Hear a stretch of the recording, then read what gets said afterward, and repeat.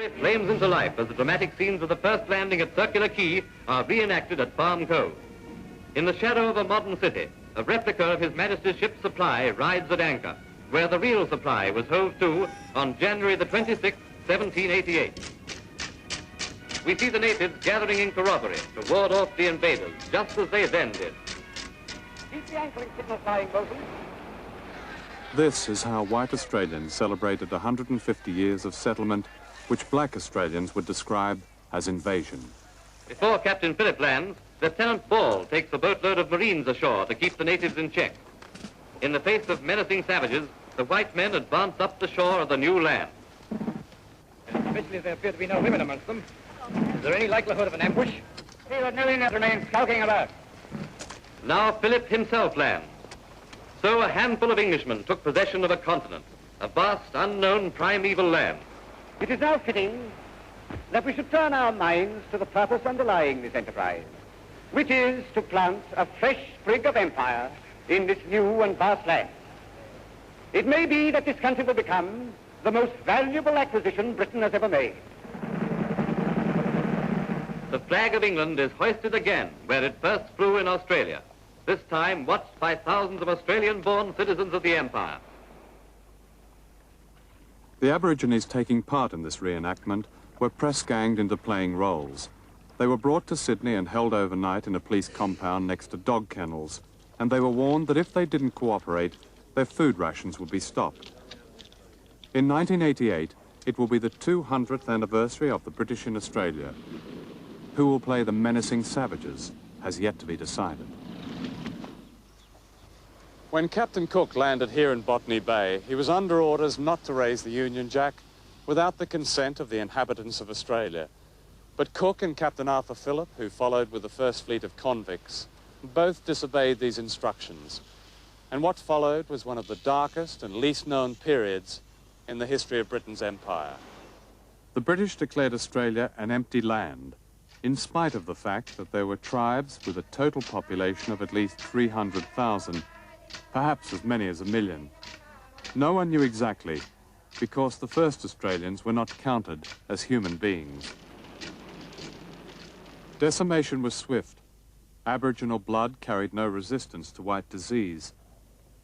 Lieutenant Brady, Royal Marines, reported in 1788, "From the great number of dead natives found in every part of Sydney Harbour, it appears that the smallpox has made dreadful havoc among them." But not nearly as much havoc as massacre. No British colony was born under so cruel a star as Australia.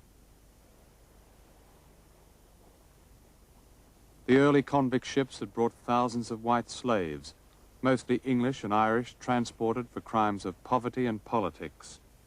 And they became the instruments of massacre, directed by Christian gentlemen who had brought with them attitudes of racial superiority that were the staple of empire. Ironically, their cruelty was at odds with liberal reformers in Britain who were then seeking to end the slave trade. In 1837, a House of Commons Select Committee condemned the atrocities against the Aborigines. But the difference between sympathy and action was a convenient 15,000 miles. One of the most enduring myths about the Aborigines is that they did not fight back. In fact, a war of resistance lasted more than a century, some of it here on the banks of the Hawkesbury River, north of Sydney.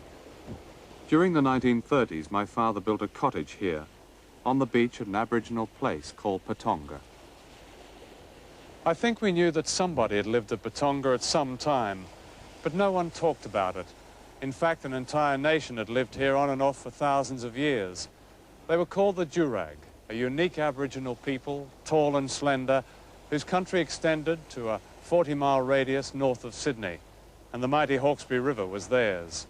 And when the British established the town of Windsor in the early 1800s, a great war began. This war was not recorded in the Imperial Chronicles of Australia. Growing up here, I knew nothing about it, and I suspect that's still true of the people in the smart beach houses here today. And yet the Jurag inflicted on the British a casualty rate greater than that sustained by the Australian Armed Forces during all of World War II. And finally, after 22 years, outnumbered and without guns, They went down fighting to the last man, woman and child, a complete nation. Today, in a land of many cenotaphs and war memorials on which invariably is written, "Lest we forget," not one of them stands for those who fought and fell in their own country.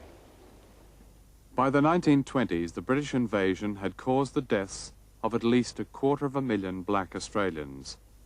Genocide on a massive scale.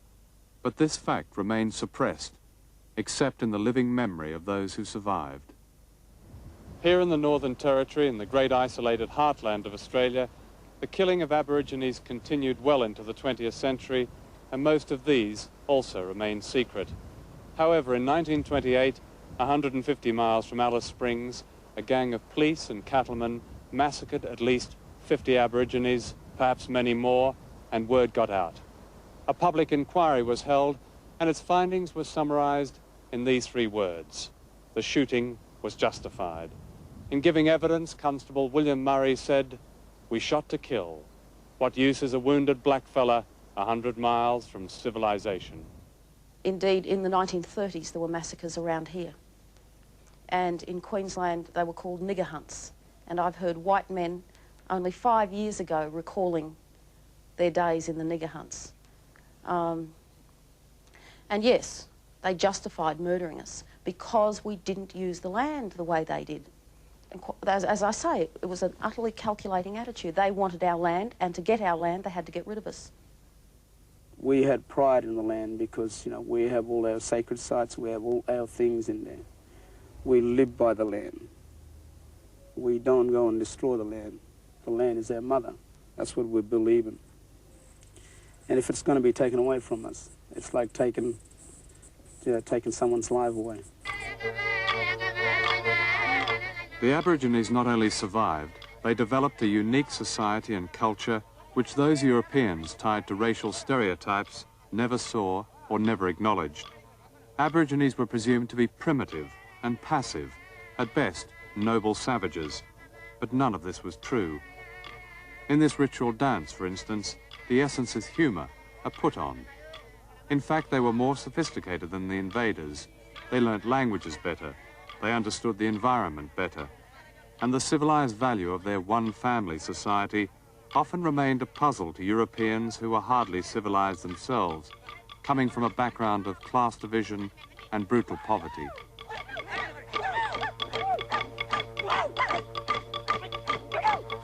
One European observer wrote that generosity seems so fundamental to the blacks that they have no word for thank you, nor did they have any concept of the extremes of wealth and poverty, nor were they able to fathom the invaders' idea of equality, that of freedoms negotiated between elites. The native Australians, wrote a colonial official in 1841, are a nation owning no chief, literally a pure democracy. A Victorian clergyman wrote, "The Aborigines don't seem to understand exalted rank. In fact, it's difficult to get into a blackfellow's head that one man is higher than another."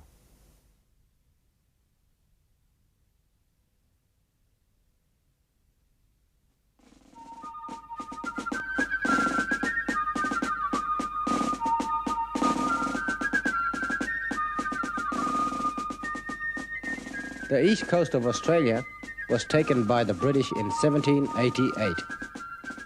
In the western third of the country, 124 tribes lived undisturbed until the British planted their flags on the Swan River in 1829. Greed for land gripped the early colony, and it wasn't long before the best land in the southern part of Western Australia had been taken. Within 30 years, colonial hunger for yet more land turned north towards the tribal lands of the Ngarluma, Yaburara, Injibandi, and their neighbours. 4 more horses were safely landed this morning, and we were returning to the vessel for another pair when a party of 14 natives made their appearance at the camp. Our numbers being small, I determined not to let them enter the camp. I therefore tried at first to make them understand that we had taken possession for the present and did not want their company. They were, however, very indignant at our endeavours to drive them away, and very plainly ordered us off to the ship. Francis T. Gregory, Government Surveyor, Nickel Bay, 1861. Gregory's rifles finally decided the matter. First thing I heard that seen a very good European man walk with a catching. Even like until the fellows, oh, the party, yeah. People look like a guard, but different color and all that. Can't make out what he was. They take it for Paris, great. Wrong way around. In 1863, after good reports from government surveyor Gregory, the first British colonists landed here. And within 18 months, 3 million acres of our land was held under lease. The government have granted me 2 free stock runs at Chainseen Harbour of 100,000 acres each, and I have selected 2 very good blocks on the Fortescue River. Anderson and Company are getting on very well. They have some of the best country in the north, in extent nearly 1 million acres. There is about 5 million acres already taken up on this district, which has made a great hole in the good country near the coastline. Alexander Macrae, 1866. When the British took this country, they declared that it was uninhabited and without a system of law or land ownership. The tribal owners were then stripped of all rights to their land by British justice after occupation. It may be proposed that as a Christian nation and colony, we are bound in taking away from them and ourselves occupying to our own advantage the lands which we found in their possession, to render to them full compensation in the way of proper legal protection, bodily maintenance, and Christian teaching.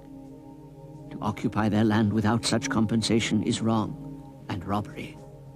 Our doing so, on a principle of fair compensation, is justifiable by Scripture precedent. Henry Hutton Parry, Anglican Bishop, Perth, 1889. Whereas His Majesty, having been pleased to command that a settlement should forthwith be formed within the territory of Western Australia, and whereas in pursuance of the premises, possession of the territory having been taken, and the settlement therein being to allow and to grant unoccupied lands within the aforesaid territory, under such restrictions as are or may be contained in the several instructions. The story of how we treated the blackfellas is really the story of a criminal act. And although we made all sorts of arrangements and promises and agreements about them, we never intended to keep any of them, nor did we. To obey all such legal commands and regulations as I may from time to time see fit to enact, and they shall answer the contract. In 1829, Western Australia was proclaimed a British colony. 60 years later, the colony requested self-government. Stirred by reports of massacres of the original inhabitants, the Aborigines, the British insisted that Western Australia accept Section 70 into its constitution. Under Section 70, 1% of the state's revenue was to be set aside every year for the welfare of Aboriginal people. But the new state government never carried out Section 70. Instead, it was removed, stealthily and illegally, and replaced by the Native Administration Act, an act which protected the interests of miners, pearlers and pastoralists.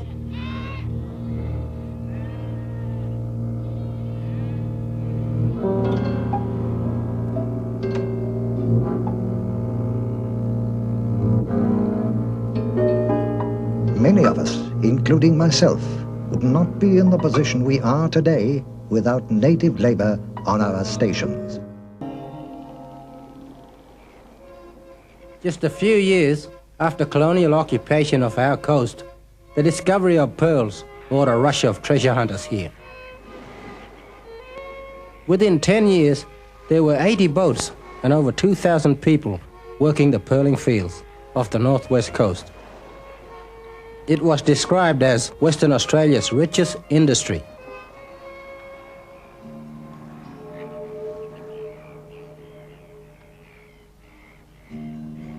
The pearling boom depended on our men, women and children as young as 10 years to do the diving for shell. Competition between pearlers for Aboriginal divers became so fierce that some men, seeing there were profits to be made, became professional slave traders. I didn't have time to write my last mail, as I was very busy getting my darkies together for pearling. I've got a very good crowd this season, nearly 40. Jack has been out after darkies and is expected daily now. Duncan McCrae, 1881. There were laws against slave trading, but there was no fear of police amongst the squatters and pearlers, who took the law into their own hands. It is almost impossible to get any white evidence in these cases, the feeling being so strong against the police for taking any steps against the pearlers in favour of the natives. And if any of the justices sit with the government resident, it's impossible to get a conviction, as all the honourable justices are very slightly interested in the pearling and the native question. Police Constable Payne, 1887. Although our spears were no match for their guns, our people did not submit to slavery and murder under the colonists without a fight.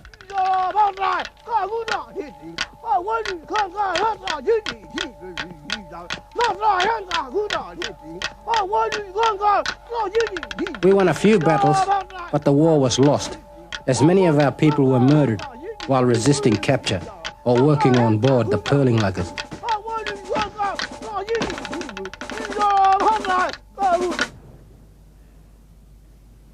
Yaburara people had stood in the front line of the pearlers' invasion for 5 years, when in 1868 they were massacred here at King Bay by a posse of pearlers and squatters.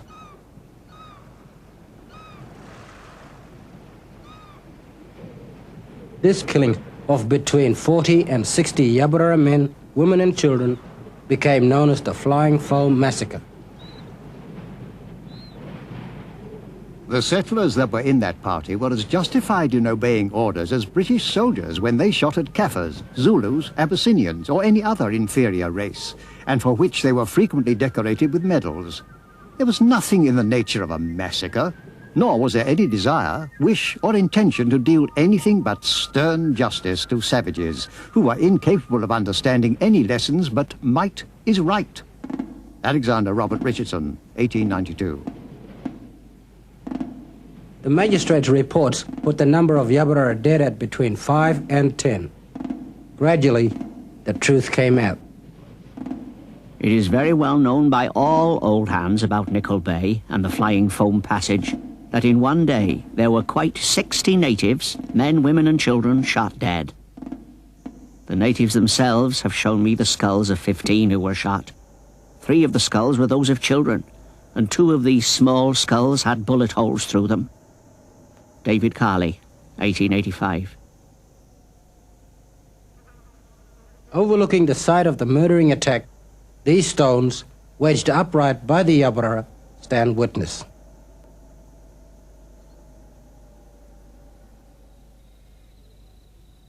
Today, Yaburara culture and language are no more, and their land is known only for the Northwest Shelf gas, Australia's biggest resource development.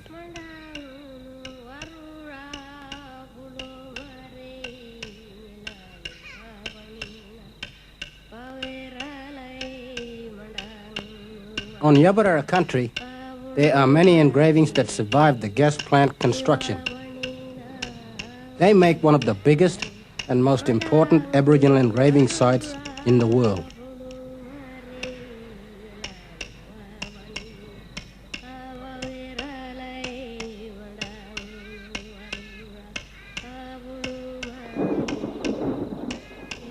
Their eyes are watching us.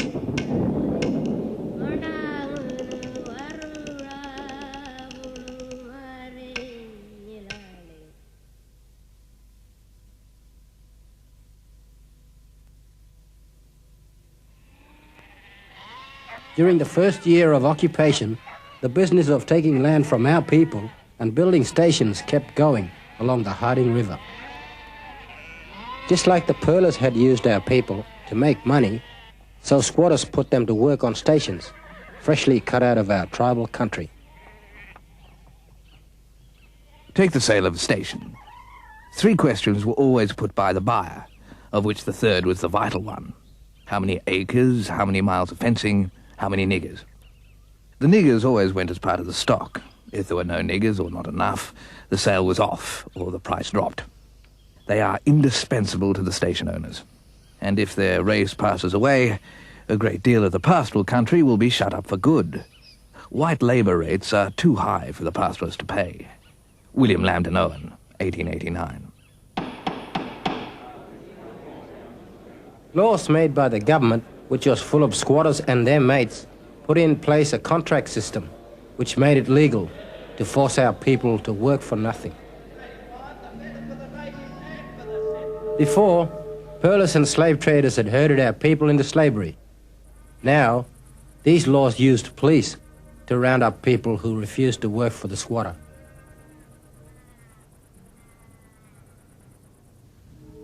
They were charged with running away from their bosses or with sheep stealing. And guilty or not, dozens were carted off in chains to the Roman prison.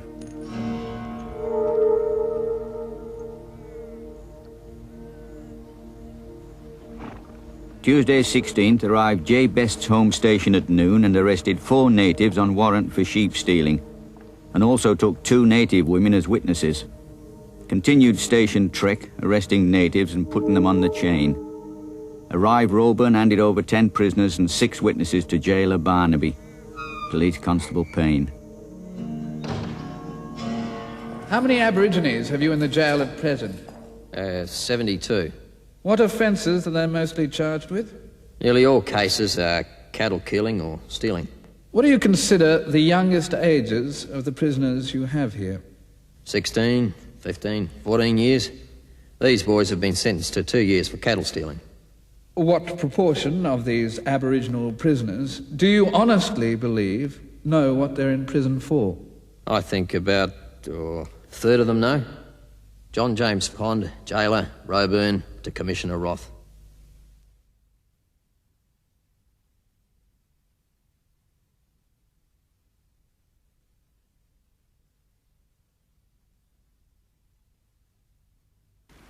At that time, the 1930s, the Protection Acts were in full force. The Chief Protector had the power to send mixed-blood children to missions. If any Aborigine objected to this arrangement, the Chief Protector could imprison him or her without trial, all of which, said the law, was to save the natives from being overwhelmed by the white race. In recent years, many of those children sent to the missions have tried to find their families. Well, the first time with me, as the story goes, is my grandpa said, "You don't take that kid," you know, so I was left. He stopped him, but then the following year, months later, he came back again, and then I was out with some other kids, and most of the old people had gone away from the station. And so Constable Bill McKinnon was able to take me, put me on the camel and take me, you know, till people realised the day after or the 2 days after that I was missing.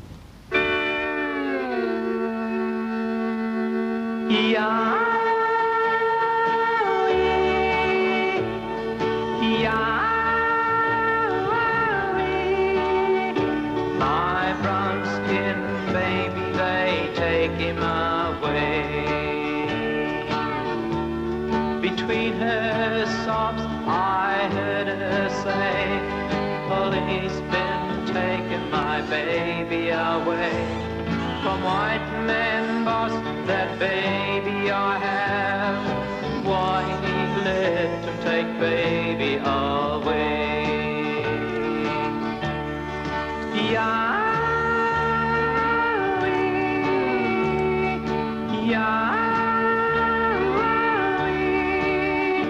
My brown skin baby, they take him away.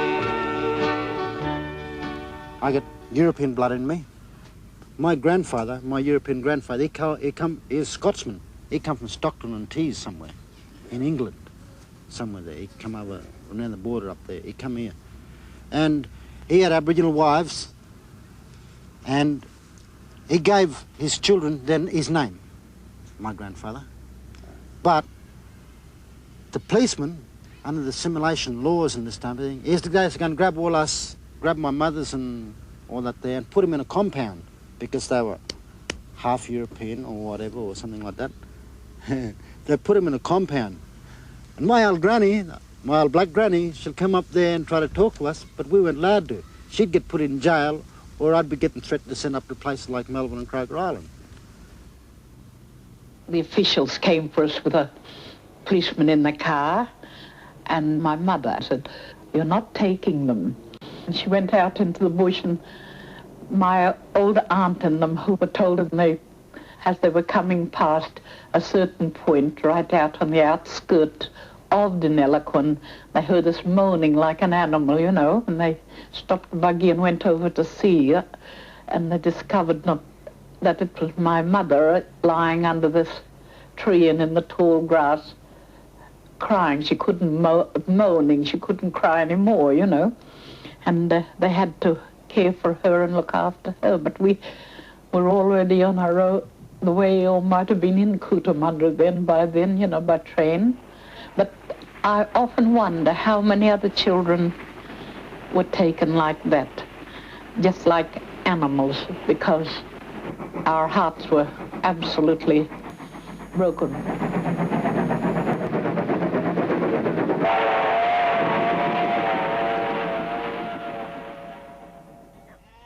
By 1900, our lands had become completely overstocked.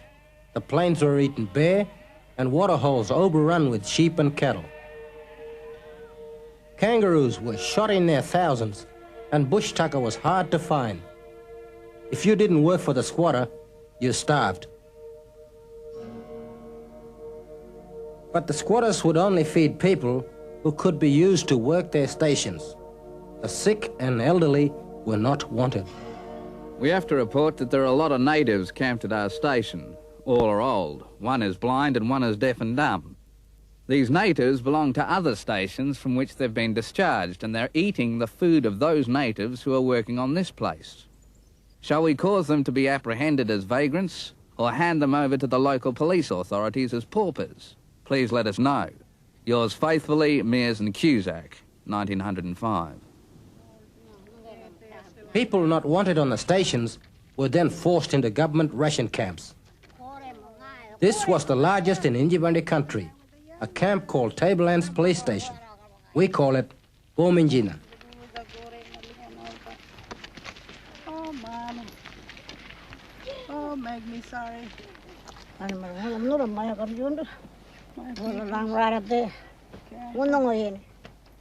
just like a tribe, this camp now, I can see all along was still happy there.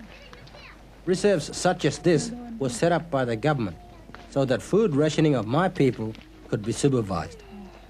We were made refugees in our own country. Some grandfathers' homes been here.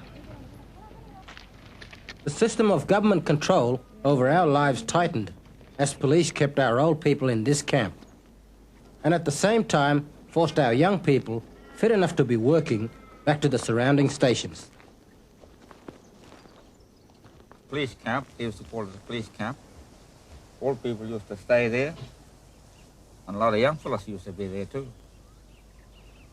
But when the police used to bring out ration for these old people, the young fellas used to go away and hide in the bush. If they get caught round the camp, their reserve, they used to take them away, bring them down here and put them in jail. Constable Fitzgerald reports indigent natives will be out of rations and will starve as unable to hunt or obtain bush tucker, and asks supplies be sent immediately. Police Corporal Brown, 1915. When the rations ran out, our old people had only their hunting dogs to keep them from starving. But then the police raided the camp, shooting all the dogs, claiming they were killing the squatters' sheep. Proceeded to Old Tableland Police Station. Raided Aboriginal camp complained of by Mrs. Cusack and Ferguson of Tambray Station. Destroyed 8 unregistered dogs. Police Constable Simons, 1925. Please go with the mail truck for me. Then every Monday, going up with the ration, ration. And when they see them, you tell the one young why you please come in now? Go on. You go, boy. Burn him there somewhere. One young Pangari. One young burn there in the bush. because they know they gotta get shot. They're safe themselves. Policemen can't get them, or they shoot all other dogs, man. In 1927, Tableland's ration camp was shut down. For the government, it was cheaper and easier to hand out rations if our people were mustered off their tribal country into larger camps on the coast. Over the years, this cunning plan forced all Injibandi, Panjima, Gorama, Maradhonia, and Ngaluma people who were not working for the squatters off their land. They were moved from one camp to the next until tribes were all mixed in together. Most ended up in Roban.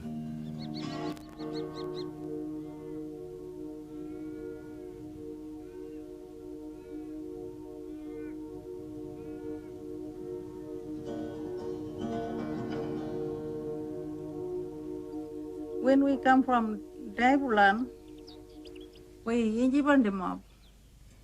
We come to Roban, find some of the old fellas living there, Ngaluma, few, Maradhonia, few, they don't know us. And we stop there. We find a government pool this side, that well was. We stop there then. We get a little bit of maya, jajangali maya. Then we stop there, right, and something getting wild of us. Wallo might be. Seaside wallo. They smelled us, not belong to Roban. Oh, a lot of Injibandi mob there.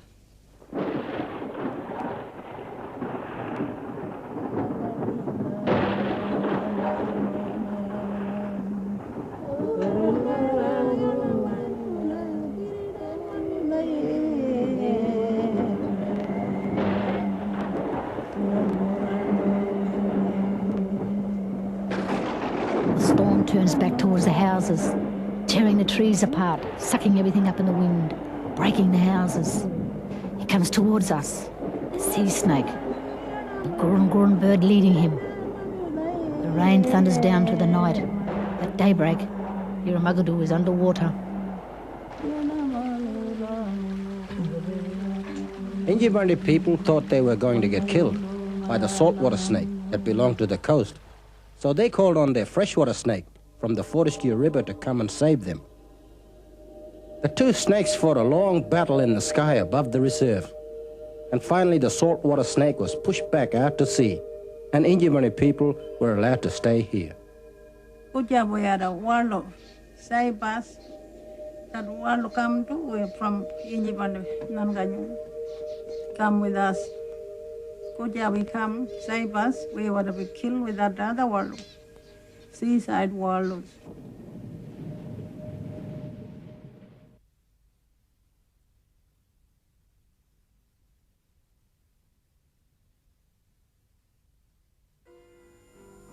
Take Auntie Eileen, her story. You see, whitefellas had a plan for her, and it wasn't dancing. That plan started way back with the removal of children. They took me away from my mother, stole me away from my mother, and didn't even tell me anything about what I was. And they took me into a home and sent me away to white people to make me a servant. And that's what I was. I was a servant to them. They didn't speak to us, they had nothing to do with us. We just worked all day. I've had plenty of time to think what they did to us, especially Neville. Orba Octavius Neville. Mr. Neville. They called him the Chief Protector of Aborigines, and he had lots of protecting in mind. He even wrote a book on it. The native must be helped in spite of himself. Even if a measure of discipline is necessary, it must be applied. But it can be applied in such a way as to appear gentle persuasion. The end in view will justify the means.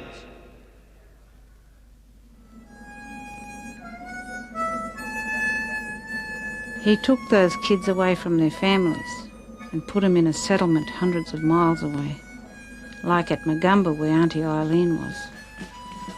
They were like butterflies in a glass box, you know, pinned down and labelled. We weren't called Australians then, we were only called full blood or natives, you know. We had no title, nobody wanted us because we were in between. We were half caste, and that's how they branded us. Half caste, quarter caste, quadroon, and that's the way it was. His plan was to break us all up and make us like white fellas, but really we just ended up working for him. Then one day Neville and another man came down and we all lined up and they separated us. And I remember him saying half caste, quarter caste and quadroons. And we all went separate ways. We left the Magumba then. Time's up. You're 14 now. Off you go to earn your keep. The boys were sent off to labouring and the girls put on the cap and apron. Kids got to make friends in that place, then lost them. We had no choice with our life. They just said, you go to this house and you work for the people and that's what you're to do. I went to this one lady's place and I said to her that day, I can't work no more because I was sick. And she said, you'll do as you're told. She smacked me across the face and she said, you're a servant. Problem was you had to live somewhere. But Noongars couldn't own land. It was a law. So we couldn't buy houses and rentals were very hard to get in Perth. So a lot of people ended up living in camps out along the railway line. Factories, industry, smoke, coal, rats, everything. It was all there. Meanwhile, old Mr. Neville would be up in his office making more plans. The City of Perth has been declared a prohibited area under Section 39 of the Aborigines Act. Hereafter, Aborigines found loitering in the city will be accosted by the police and possibly arrested if they cannot explain their presence in the town. Come 6 o'clock, we were supposed to be off the streets, disappear into thin air. It was all about not seeing us. They marked out their territory with a red line, and we weren't supposed to be inside it. What a joke. If you look at a map of Perth in the late 30s, there we were, all cramped in together in East Perth, a stone's throw from Town Hall, hard up against the red line. It wasn't going to be easy to stay hidden. My mother used to say to me, "Girl, keep your house clean and your body clean, then no one can point a finger at you." It makes me sad to think of that, because really she was talking about being a servant to white people, and them always thinking she wasn't clean because she was black. They'd finish up work, tired out. The bus wouldn't stop for them, so they'd have to walk home. On top of this, they had to go through the prohibited area to get back there, and they'd be worrying about the 6 o'clock law and the cops.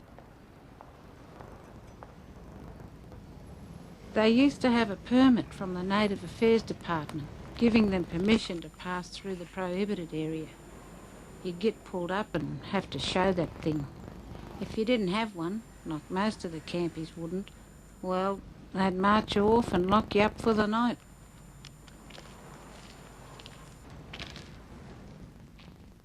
Now, if you wanted to get away from all these laws, you could apply for an exemption from the Aborigines Act. But you didn't expect them to just give it to you. You knew they'd make you sweat for it. Re Helena Clark, I have to report that the applicant is well known to me. During the time she has resided in Perth, I have kept her under regular observation. She is a very fine type of native girl. To Constable Munro, when handing this certificate to this native girl, I would be pleased if she could be advised that she must now cease all association with natives. She is now required at all times to live according to reasonable white standards. Any unsatisfactory conduct of any nature will result in investigation. You had your name and address on it. You received that card and automatically became a white person. You know, you had the rights of a white person. You could go to town and walk around. When I was offered the exemption papers, I was called to the police station and old Sergeant Clark asked me to go over. He had something for me. Went there and he said, now I'm giving you this. Now you realise you're not to have any of your black native relations, anyone that's not exempted in your home. Well, I was living with my sister at the time, and I said, well, if I can't, you can have it back now, because I don't want it under those circumstances. I never wanted it. I said, here, take it and get. But to be offered something like that in your own country is just wicked. Until 1944, we were not considered to be Australian citizens. Then a new law allowed a few of our half-caste relatives to apply for a special certificate of citizenship. Each applicant had to satisfy a magistrate that for 2 years he had cut off all contact with his tribe, except for close family. If we passed the test, we were no longer classed as Aborigines and were promised the same rights enjoyed by other white Australian citizens. We called these dog licenses. First of all, I had to go to the boss, manager, or somebody that you know you well, and tell them that how good you are and how good you've been. And get photos of this. You had to get 3 reference before you could get this book. You had to go through policemen, clerk of court. The only thing a citizenship license is just to get you in the pub to drink with white people. Not so bad, just for the kids, a bit better for the kids. I had a few kids and got them into better schools than the other Aboriginal got into. And it was during those times when sports came. Well, I always wanted to play with the Aboriginal kids from the Aboriginal kids from the reserve. But then, because I went to an all-white school, I was always told, no, you have to play school for all this, for the European sector. It was hard because, like I say, I just wanted to play sports for my own people. It was times that, you know, it really was a real sad feeling. I mean, it was a real hurtful feeling because even though I identified myself with the European people, but the Aboriginal people was more that I wanted to identify myself with. In an official broadcast today, the government of Western Australia once again proves itself a leading light in native administration.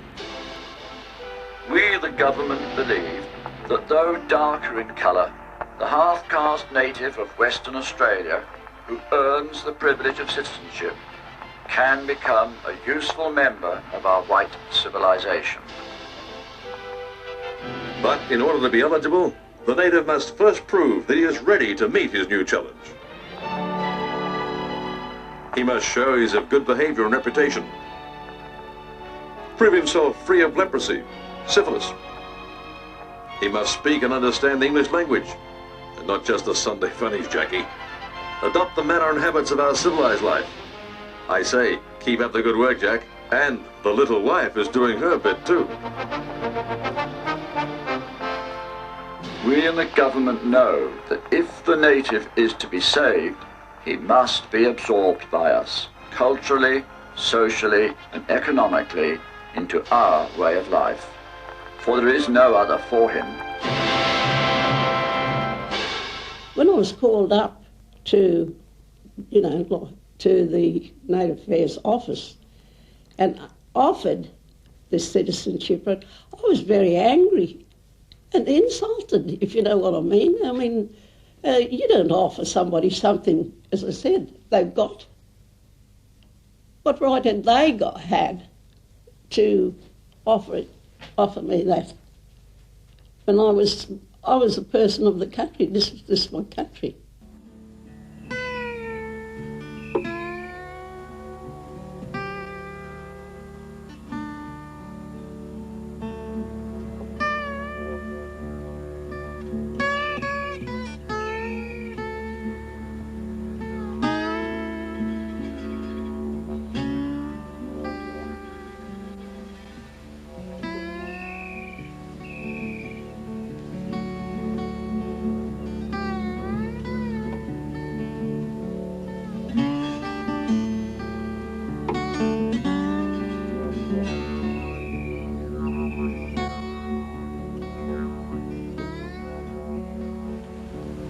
This is the Doodlacon Reserve, where a lot of Aboriginal families lived. Some come and went, but the majority of them were the Yarrans, Haydens, Kickets, Humphreys, Jettas, and they had to put up with the rubbish tip on one side, the quarry on the other side where the Shire exploded, the rocks, and some of the Aboriginal families that lived here found it hard. They had to put up with just having one little block of toilets and one tap. They carted their water from here to their houses. They lived, some of them lived in just a bare dirt. We were living here at the time on the reserve, and one day we went with an uncle on the back of his old truck into Calabaran to do some shopping. While Mum and Dad were shopping, the police and the native welfare in those days pulled up with this big van, and they were bundling my brothers and sisters in. Mum and Dad was there, and they just stood by. They couldn't really do nothing. But myself, I kept running round and round Dad's leg, and every time the welfare tried to grab me, I'd scream. Dad eventually, he couldn't take it any longer, so he picked up the first thing, was a piece of pipe. Consul on the head, in the arm, Tilbuck broke his arm, I think I broke his arm, and he ran away from me. Then I sort of realised I was doing wrong, and I stopped. And he hit me with a baton. And he handcuffed me, so I had 2 handcuffs on here. And my legs strapped up from my ankle to my knee. Took me in the cell and they booted me. My father was sent to jail, and they took me and my 2 sisters and 4 brothers to Rollins Mission, 200 miles away. I never spoke to my father about these things until just recently. Then he told me how he felt about it all. All he could find to remind him of us kids was our footprints in the dirt floor. And I saw a footprint in this sand, and I covered it over. I kept looking at the footprint every day. Every day when I saw, all I had was a footprint. I was kept in Rollins Mission for about 3 years, and in that time I first met Sydney Jackson. Just a little while after, Sydney moved to play for East Perth Football Club, and when he did, well, all the children at Rollins Missions began barracking for East Perth. Even today, I still barrack for East Perth.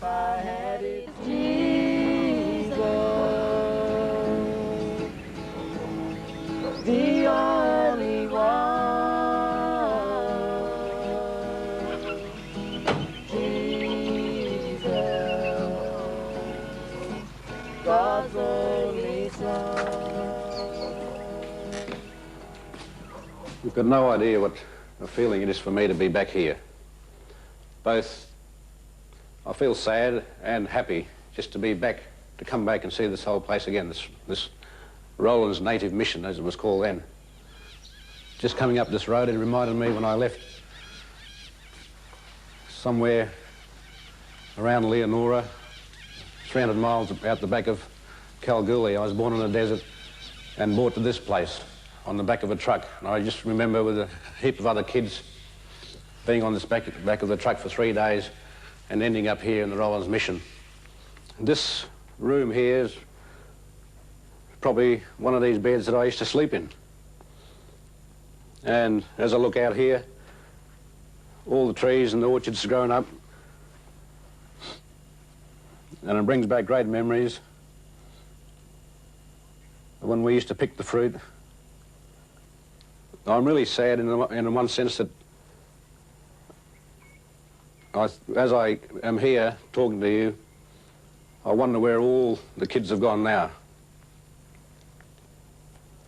Some have done well. I've heard some have done very, very well, and I've heard others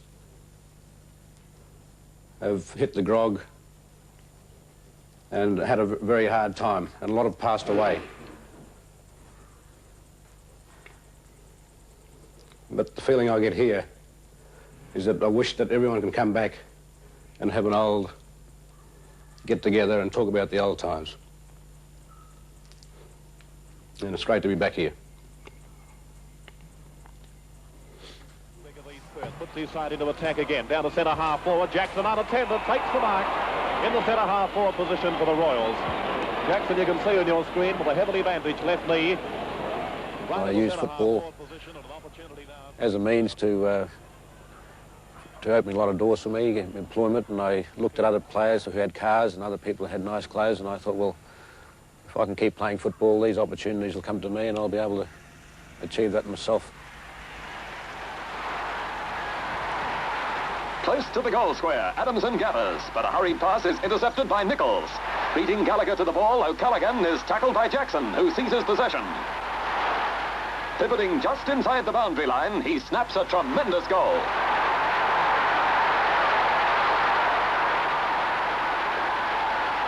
Oblivious to everything but the game, Veracity once again comes down from the stand to resume his place on the bench. And with Carlton trailing by 8 points, he's showing the strain. The speedy Jackson breaks away to send a well-judged pass to Hopkins. Pivoting, he guides the ball through for his 4th goal. Because of your colour sometimes, opposition tend to use that against you to try and upset your game. And I only really hit back when I was provoked in the first place, but obviously I got caught more so than my opponents. But you had to have some certain amount of fire to play football, and you've got to have that grim determination and fierceness. And I think that's what what's brought out to me in the mission here as a pattern of survival, and I use that on the football field as well. But he was a brilliant player, very, very fiery player. He played most of his football in the centre for East Perth.